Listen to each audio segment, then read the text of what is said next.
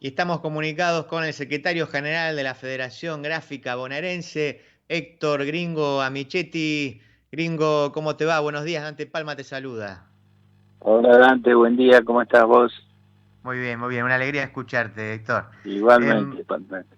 Mira, te llamo con la excusa del nuevo libro, con la excusa de la movilización de mañana, también del acto del lunes, pero quería arrancar con el libro que se llama 2015-2019, 4 años de plutocracia infame y resistencia popular.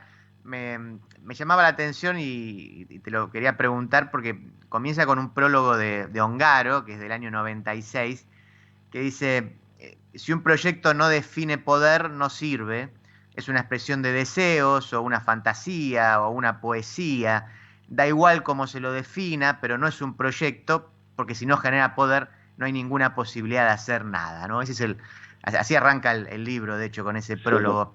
Y entonces se me ocurría preguntarte si el gobierno de Alberto es un proyecto de poder en la línea de esto que menciona Ongaro. Bueno, yo creo que en definitiva es un proyecto que tiene la intención clara y decidida de mejorar la situación de la mayoría, ¿no? De generar trabajo, de reactivar la economía. Apunta, digamos, a definir un proyecto nacional, pero tal vez en esta cuestión de que para construir el poder de las mayorías hay que inevitablemente desmontar el poder de las minorías del privilegio, ahí es donde de repente vienen las contradicciones, ¿no? Que inclusive yo creo que se expresan en el frente de todo con visiones distintas. ¿Cómo se llega en ese camino de un proyecto nacional? ¿Por qué vía? ¿Con qué metodología? Hay algunos sectores que confían demasiado que se puede llegar por la vía de los acuerdos con los sectores concentrados y hay otros que pensamos que inevitablemente la historia determina de que si no hay confrontación con esos sectores, si no se le pone límite y si no hay un fortalecimiento real del Estado, es muy difícil construir el poder necesario de las mayorías para poder implementar o tomar el control de la economía, ¿no? Perón decía que una nación que no controla su economía no tiene soberanía, y en cierto Ujú. modo es lo que nos está pasando hoy, si el comercio exterior, el sistema financiero, los formadores de precios, digamos, determinan un poco qué modelo de país queremos, bueno, nos va muy mal a los sectores del trabajo o peor aún a los sectores que hoy están tremendamente empobrecidos. Es injustificable que en un país como el nuestro, que tiene tanta riqueza, haya 18 millones de argentinos y argentinas en situación de pobreza, ¿no? Y me Sí. parece que la cuestión que se habla mucho es la relación de fuerza, y a mí me parece que la historia nos enseña que en los tiempos en donde avanzamos en un proyecto nacional en dirección al beneficio de las mayorías, construimos esa relación de fuerza, no nos adaptamos a una relación de fuerza ya existente, ¿no? Esto pasó con Perón en un momento y pasó con Néstor y Cristina en un tiempo más cercano, ¿no? Ahora, Héctor, si tuvieras que mencionarme la medida o las medidas principales que definieron al gobierno de Macri, este que vos llamás el de la plutocracia infame, ¿cuál o cuáles mencionarías como esenciales? Bueno, a mí me parece que lo que comprobamos en ese periodo es que precisamente tomaron los sectores de las corporaciones todo. Si uno mira los números que figuran ahí en el libro, ¿no? 239 funcionarios que a su vez participaban en 890 cargos en distintas empresas nacionales y Ujú. multinacionales, es decir, tomaron el control total. Yo recuerdo que una de las primeras reuniones que tuvimos nosotros con el secretario de Empleo de Macri era un hombre puesto por Techín, ¿no? Aquel que hablaba de que tomar y despedir trabajadores era como comer y descomer, ¿no? Un tal Claro. Ponte, y como secretario de Empleo, ¿no? Indudablemente la visión era démosle toda la libertad al capital para que pueda moverse como quiera, inclusive fugarse como quiera, sacar las utilidades de las multinacionales, y ajustemos, digamos, la cuestión del trabajo a la necesidad del capital. Esa era la lógica. Entraron devaluando, planteando que era necesario, la inserción inteligente en el mundo implicaba abrir a las inversiones, que en definitiva terminaban siendo precisamente la mayor rentabilidad por vía de la especulación, y lo más grave, digamos, es que volvieron al proceso de endeudamiento, que de última es la herramienta que más después nos condiciona para salir adelante, que es la que hoy estamos viviendo. ¿Cómo resolvemos el problema de un endeudamiento tremendo que empezó con 5.000 millones de dólares con un grupo de bancos, ahí nomás apenas comenzó el macrismo, que terminó con el crédito del Fondo Monetario Internacional? Sí.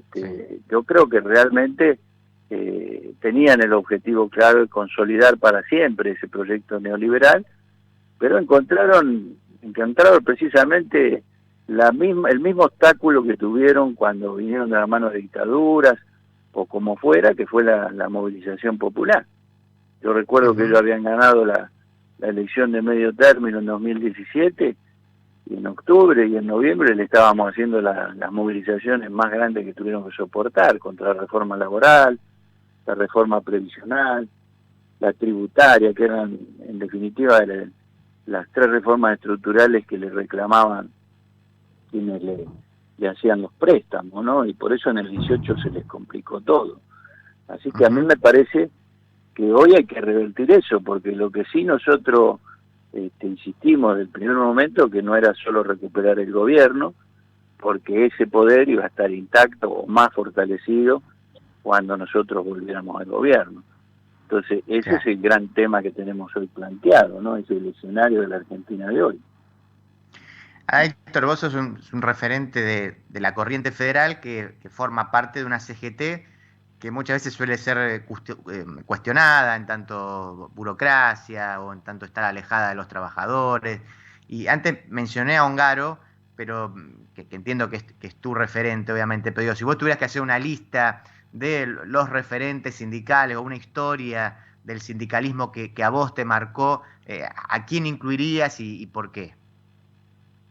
Bueno, yo siempre reivindico esa historia de una CGT con programa, ¿no? Porque a mí me parece que tras haber vivido tal vez el periodo de mayor bienestar social, digamos que fue el peronismo, mayor soberanía, precisamente la resistencia que vino tras el golpe de la Libertadora se la puso al hombro el movimiento obrero organizado, y fue el movimiento obrero organizado el que tomó como bandera reivindicaciones que eran nacionales, que eran, nosotros después siempre denominamos el sindicalismo de liberación, es decir, que era imposible resolver el problema de los salarios, de un convenio colectivo y las cuestiones de una obra social, y no teníamos una independencia económica, y por eso los programas del 57 en la falda, de la CGT, los programas de Huerta Grande en el 62, CGT de los argentinos del 68,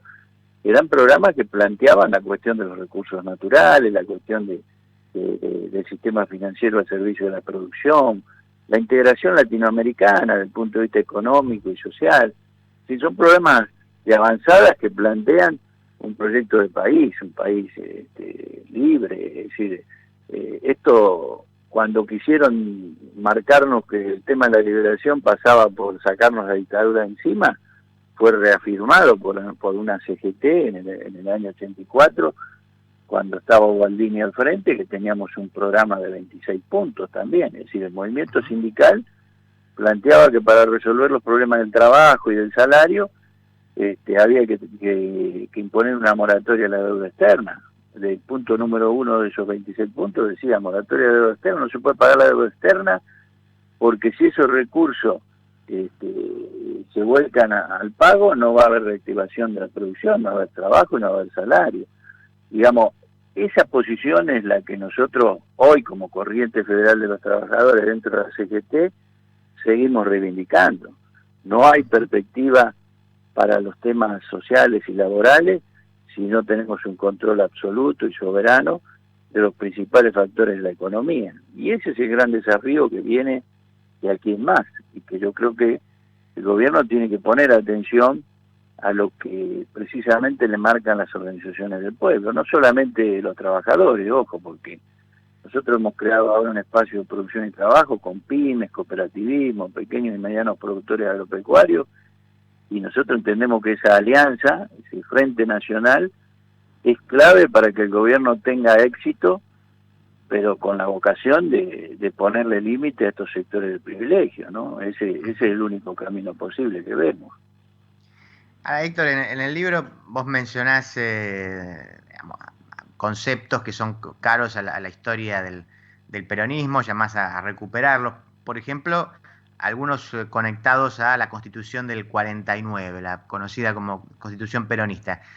Otra vez, ¿cuál sería un elemento o los elementos principales que vos decís, esto que estaba en esta Constitución debería estar ahora presente? No, a mí me parece que de esa Constitución lo que tenemos que rescatar es el espíritu del trabajo como cuestión central, de la propiedad con el criterio de la función social que debe cumplir. Esto es central, porque hoy todo eso está revertido dentro de volver a la Constitución del 53 con toda la concepción absolutamente liberal. Indudablemente nos limitan un montón de cosas. Yo recuerdo que durante ese periodo del macrismo, en un acto en Atlanta, Cristina planteó la cuestión de la Constitución, que había un desequilibrio desde la Constitución en lo que son los derechos de los ciudadanos y de las corporaciones. Por supuesto, al otro día la Nación le sacó el título en la tapa que Cristina planteaba la necesidad de una nueva Constitución.